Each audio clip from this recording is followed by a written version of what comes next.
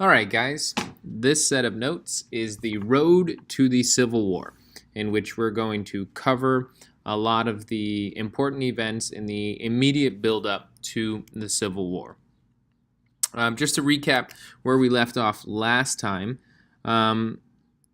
as part of the Compromise of 1850, we had this fugitive slave law.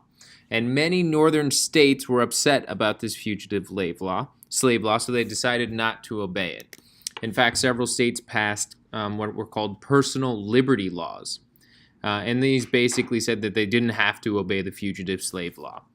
And Northerners continued to help runaway slaves, even though it was against U.S. law. Next important event was the release of Uncle Tom's Cabin, which was a novel written by Harriet Beecher Stowe. Uncle Tom's Cabin became a bestseller, particularly in the North, and it influenced many Northerners to oppose slavery more strongly. Harriet Beecher Stowe hoped that the novel would expose the immorality and the violence that go up with this system of slavery. And so hopefully she was thinking it would bring a peaceful end to slavery because people would be turning against it. We also have going on the Kansas-Nebraska Act. Because Southerners weren't really, or they were upset about not having the ability to expand westward, we do see this Kansas-Nebraska Act with their support. Kansas and Nebraska Act, which had been previously closed to slavery, now said by law that the people there could decide what happened in those places, which leads to Bleeding Kansas.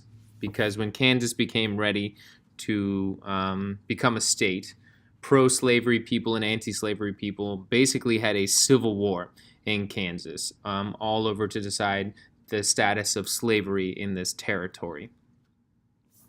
Also at this time, we have the Supreme Court decision about slavery that angered many Northerners. That was the Dred Scott decision, when Dred Scott, a slave, argued that he should be free because he spent many years in free territory. However, the Supreme Court ruled that Congress had no right to bar slavery in a territory, and that Dred Scott was still a slave.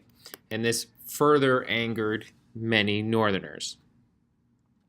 Next major event happened in 1859 when John Brown, who we remember from Bleeding Kansas, and a group of his followers attacked and seized arsenal from a U.S. federal armory in Harpers Ferry, Virginia. They had planned to start a slave uprising. However, U.S. troops soon took over the town, and they arrested Brown and his helpers. That group were tried, found guilty of treason, and eventually executed.